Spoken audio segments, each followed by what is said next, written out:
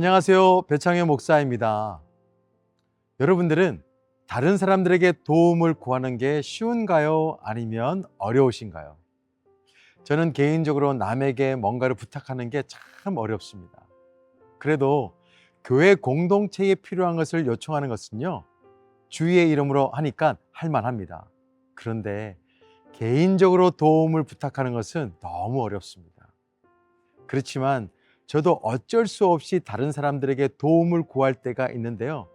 대표적인 예가 제가 몸이 심하게 아플 때입니다. 그때는 아내를 찾죠. 의료와 관계된 지인들을 찾아서 도움을 청합니다. 아프면 의사에게 도움을 구할 수밖에 없습니다. 그런데 어떤 분들은 누군가에게 의존하는 것을 굴욕이다라고 생각하시는 분도 계시더라고요. 하지만 우리는 지금도 다른 사람들의 도움에 의지해서 여기에 있는 것이잖아요. 이 아침 묵상도 저 혼자 촬영할 수가 없습니다. 동역자들이 도와줘야지 가능합니다. 우리는 서로가 다른 사람의 사랑과 보살핌과 보호에 전적으로 의존하면서 이 세상에 들어왔습니다. 그리고 평생 동안 다른 사람의 보살핌 속에서 전적으로 의존하면서 살고 또 이 세상을 떠날 때도 다른 사람에게 의존해서 떠나게 됩니다. 적어도요, 나의 장례식만큼은 스스로 할 수가 없습니다. 스스로 치를 수가 없어요. 누군가가 도와줘야 되죠. 신앙도 마찬가지입니다. 존 와이어트는 이렇게 말했습니다.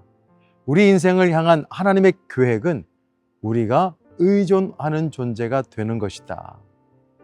존 스토트도 우리는 모두 누군가의 짐이 되도록 설계되었다. 우리는 누군가에게 의존해야 하고 누군가의 도움이 필요한 존재입니다. 사람의 도움이 필요하고 교육의 도움도 필요하고요. 문명의 도움도 필요합니다. 무엇보다 전적으로 하나님의 도움이 필요한 존재가 저와 여러분들입니다. 오늘 본문의 다윗도 하나님의 도움을 간절히 구하고 있는 것을 봅니다. 속히라고 하는 표현을 2번이나 사용하면서 막 살려달라고 부르짖고 있습니다. 사실 이 시편은 노래가 아닙니다. 비명이에요. 신음입니다. 우리도 도움이 필요할 때가 참 많이 있죠. 여러 삶의 문제로 인해서 고통이 있을 때는 앞뒤 생각하지 마시고요. 즉시 속히 하나님께 도움을 청하시기를 바랍니다. 다윗이 왕이 되어서 모든 것을 가진 자가 되었음에도 불구하고 하나님께 도움을 구했습니다. 왕이 되어도 스스로 해결할 수 없는 것이 있기 때문이죠. 사람은 하나님의 도움 없이 살 수가 없습니다. 사도행전 17장 28절에 잊은 말씀이 있습니다. 우리는 하나님 안에서 살고 있고 하나님 안에서 움직이며 존재하고 있습니다. 한마디로 말하면 하나님 없이 살 수 없다는 거죠. 다윗은 이것을 뼛속 깊이 알고 있었어요. 그는 한 나라의 리더였지만 철저하게 하나님께 의존했습니다. 다윗의 스토리를 보면 모세 때처럼 홍해가 막 갈라지거나 엘리야 때처럼 불병거가 등장하거나 죽은 나사로가 살아나거나 하는 기적이 없어요. 그런데 맥스 루케이드 목사는 한 가지 기적은 있다고 말합니다. 바로 다윗이 기적이다. 그리고 이런 방정식을 우리에게 알려줍니다. 거인에게 초점을 맞추라. 그러면 내가 넘어질 것이다. 하나님께 초점을 맞추라. 그러면 그 거인이 넘어질 것이다. 다윗이 기적의 사람이 된 것은 하나님께 집중하고 하나님께 도움을 구했기 때문입니다. 하나님은 자신에게 도움을 구하는 하나님의 자녀들을 기뻐하십니다. 우리도 주로 인하여 기적의 주인공이 될 수 있습니다. 하나님께 도움을 받는 사람이 기적의 사람이 됩니다. 다윗을 통해서 기적을 이루시는 하나님은 여러분들을 통해서도 기적을 이루어내실 준비를 하나님께서 하고 계십니다. 그러니 솔직하고 정직하게 절박하게 하나님께 도움을 구하시기를 바랍니다. 도움을 구하는 자가 기적의 주인공이 될 수가 있습니다. 5절 말씀처럼요. 나는 가난하고 궁핍하오니 하나님이여 속히 내게 임하소서. 주는 나의 도움이시요 나를 건지시는 이 시온이 여호와여 지체하지 마소서.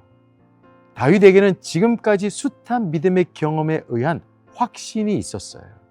시편 28편 7절입니다. 여호와는 나의 힘과 나의 방패시니 내 마음이 그를 의지하여 도움을 얻었도다. 그러므로 내 마음이 크게 기뻐하며 내 노래로 그를 찬송하리로다. 하나님에 대한 확신이 있으면 다윗처럼 절망 중에도 하나님을 찬송할 수 있습니다. 고통 중에도 하나님을 증거할 수 있습니다. 혹시 나는 너무 괴롭고 힘든데 하나님은 침묵하고 계시다라고 느낄 때가 있습니까? 하나님이 여러분에게 손 한 번 내밀지 않으신다는 그런 느낌이 들 때가 있습니까? 또 하나님이 없다고 느껴지는 때가 있나요? 그것은 아무 의미 없는 여러분의 느낌일 뿐입니다.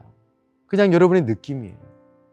특히 이런 하나님에 대한 부정적인 느낌과 감정은 우리의 가능성과 잠재력을 제한하는 방향으로 작용합니다.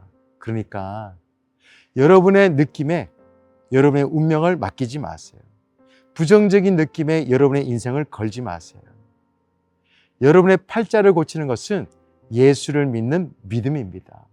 믿음이 여러분의 인생을 바꿉니다. 하나님이 느껴지지 않는다고 해서 하나님이 계시지 않는 것이 아닙니다. 하나님께서는 예레미야를 통해서 이렇게 말씀하십니다. 내가 가까운 곳에 하나님이며 먼 곳에 하나님은 아닌 줄 아느냐? 나 주의 말이다. 내가 하늘과 땅에 어디에나 있는 줄을 모르느냐?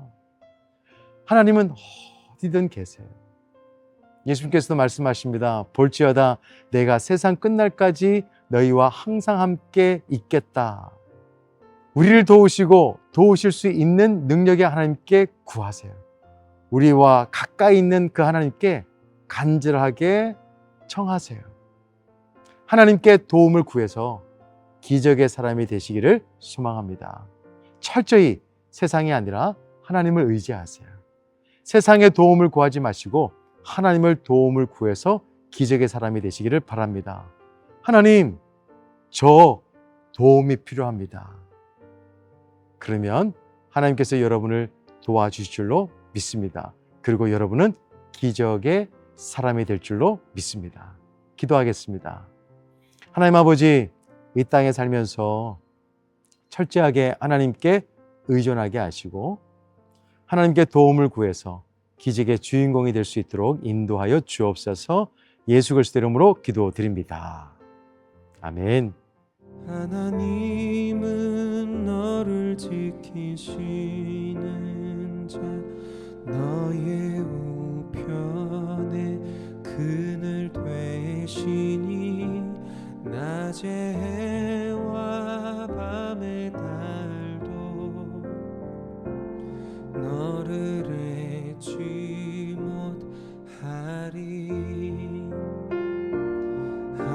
하나님은 너를 지키시는 자 너의 환난을 면케하시니 그가 너를 도우시리라. 너의 출입을 지키시리라. 눈을 들어 산을 보아라. 너의 도움 어디서 오나. 천지 지으신 너를 만드신 여호와께로다. 눈을 들어 산을 보아라. 너의 도움 어디서 오나. 천지 지으신 너를 만드신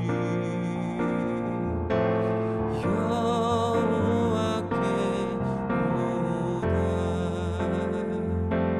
천지 지으신 너를 만드신